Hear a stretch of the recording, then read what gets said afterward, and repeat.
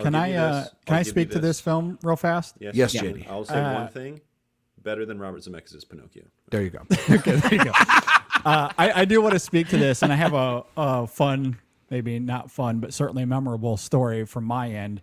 So, unlike Ryan, I did watch the animated series, and for my money, it's one of the best TV shows I've ever seen. That's what I always hear from everybody. Fantastic. It's very, very good. And doing a series, like a live action series versus a film, certainly makes a lot of sense. I think that was probably the right approach to this material. At any rate, I was very excited for the film because I did love the animated series. I also think the teaser trailer for The Last Airbender is great. one of my favorite teasers I've ever seen. It is phenomenal. It's very, very, very good. Especially because James Newton Howard, his score in the teaser. It's great. Yeah. So also what's fascinating about this film, so it comes out in 2010. In 2010, I was working at Home Depot at the time, and my shift was 4 a.m. to 1 p.m. So at that time, they didn't have Thursday screenings like they do now. You can go see Knock at the Cabin on Thursday night at 8 p.m., comfortably go to bed at a reasonable hour. Sometimes 5 p.m. Exactly.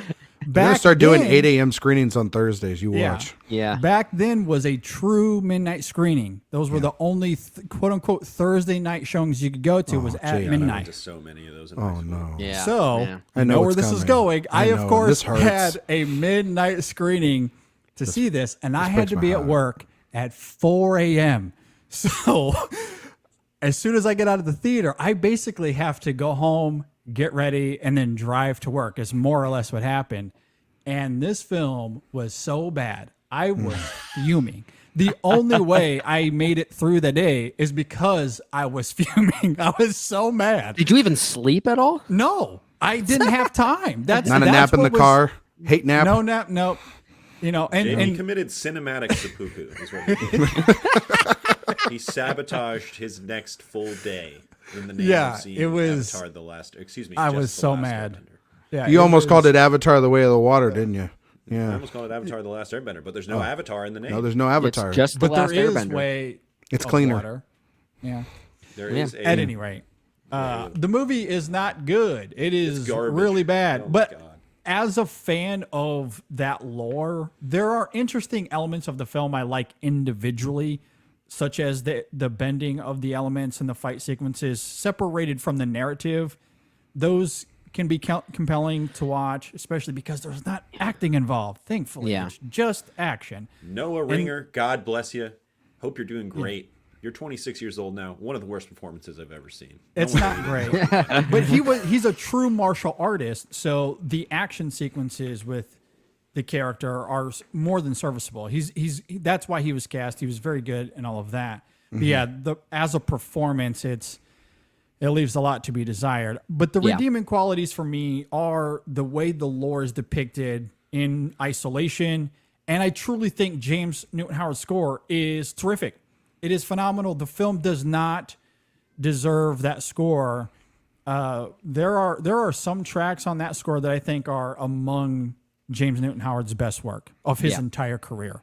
It's that good. There are moments of tone that I think are at least interesting in that movie. I don't like the movie either. But yeah, there are a few moments where it does seem like Shyamalan's about to do something kind of cool. And he almost gets there, but they are so few and far between. But I agree about the music. I think the musical score here is quite good, honestly.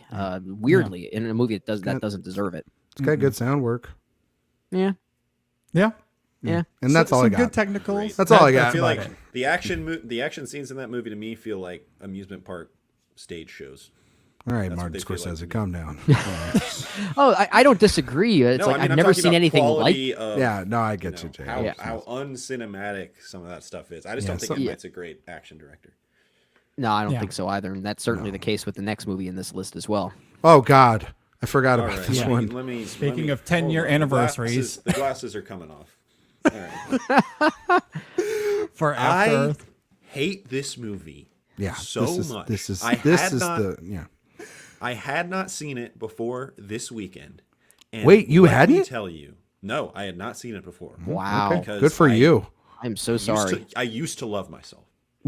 And now I hate myself. And so I do things like watch After Earth. You watch After And- Earth, and then you drain out your sorrows with AI. Yeah, exactly. That's you want to bad, talk yeah. about the most cynical cinematic object that has ever existed. It's After Earth. You have M. Night Shyamalan at the lowest of low.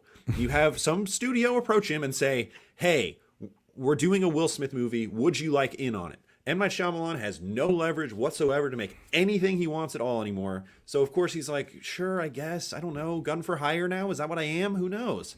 And what does Will Smith tell him to do? He says, I'm going to write this movie with you, and we are going to reverse engineer a film that will make my son a movie star. And what we're going to write is that I'm stuck in a ship so that I have to spend 3 days on set, and then you can use me in all the marketing. And Yeah. that way, my son will be a superstar. And then what he didn't realize was that it was going to be absolute hot garbage. It is so bad. It looks awful. The plot is so dull. Jaden Smith couldn't act his way out of a cardboard box. It is just abysmal in every way. This is one of, I think right now, recency bias maybe, I don't know. This is one of my 20 least favorite movies ever made. I hate this movie.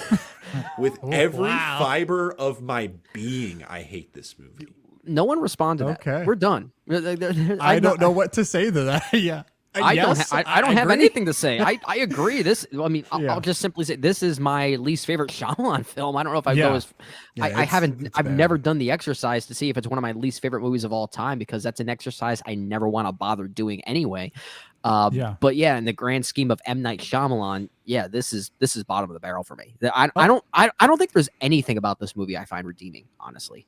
Nope, not a darn thing. You're not going to hear me debate, like try to Yeah. find, oh, there's this angle. No, this movie's terrible. This movie's bad. Like it's one of those movies where you watch and you go, yeah, I am surprised he did have the resurgence he had because I'm surprised even somebody would allow him to finance his own movies after this. To call this a career killer is almost an understatement. This is you are already 6 feet under, and then this movie comes out.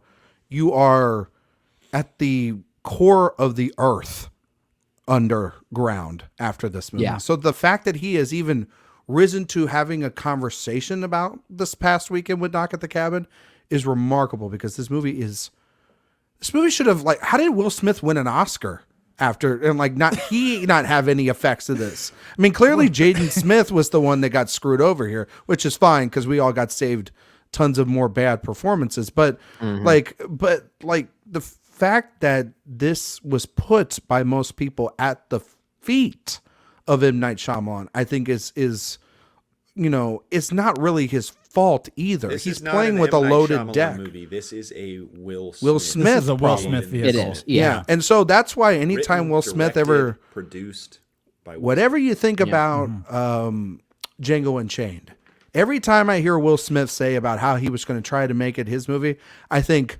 yeah, Django Unchained would have been so after earth that it probably would have killed Quentin Tarantino's career. So no thank you, Will Smith. It's the fatal flaw of Will Smith's career, and we're not going to go down this rabbit hole. But the reason that Will Smith is not going to be remembered as one of the greatest actors of all time is because he couldn't get out of his own way. He had to make every movie a Will Smith movie.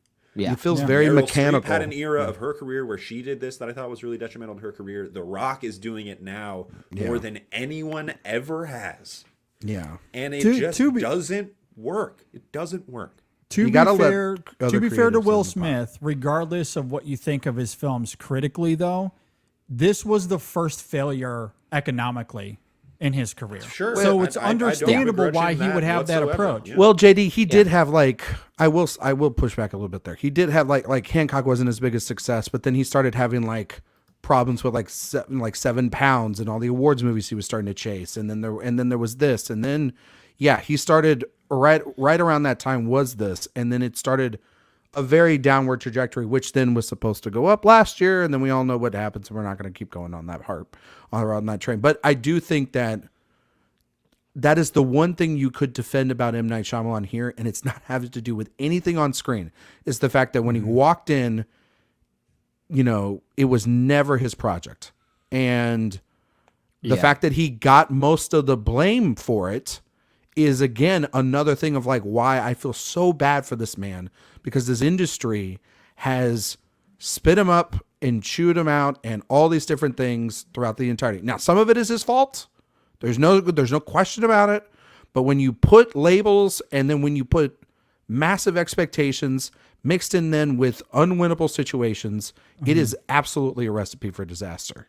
Nobody, even the greats like Scorsese and Spielberg, could not overcome something like After Earth. Like there's nobody could. In fact, I thought I remember for the longest time he wasn't even a credited writer until recently. I thought when the movie first came out, he wasn't even a credited screenwriter, which kind of goes back to this topic we mentioned earlier that maybe he was just a hired gun. This doesn't even really feel like an M. Night Shyamalan film at times. No. Like just tonally, No, visually. it has no personality whatsoever. Yeah, but even like with a movie like The Last Airbender, which I don't care for, I at least felt like Shyamalan was trying to do things in that movie that were his ideas. I agree.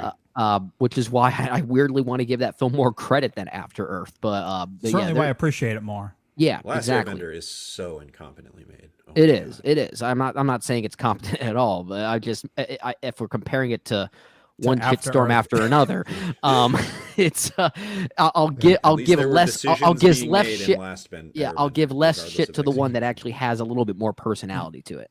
There are at least 2, maybe 3 components to The Last Airbender that I don't think are terrible. There's nothing you can say about that with After Earth. Maybe I even agree. The Happening. It's why I think I appreciate that film of the 3, even though all 3 are terrible. But I will say this, as bad as that 3 film stretch is, in hindsight, I'm sure those years were difficult for him. But as a consumer of art and as a fan of his work on the whole, I'm grateful that it led him to where he is today. I was just gonna say Because without those 3 films, we don't get Knock at the Cabin. We don't get Old. We don't get Glass or Split. yeah, And we can hate weirdly, them. I'm grateful for it. But I don't think it's fair to hope they never happened. I think Yeah. to have them here is a necessity, and I think in a weird way, Shyamalan himself might look back on him and think, I'm actually thankful for this terrible time in my life because I learned what I could do better and differently from those experiences.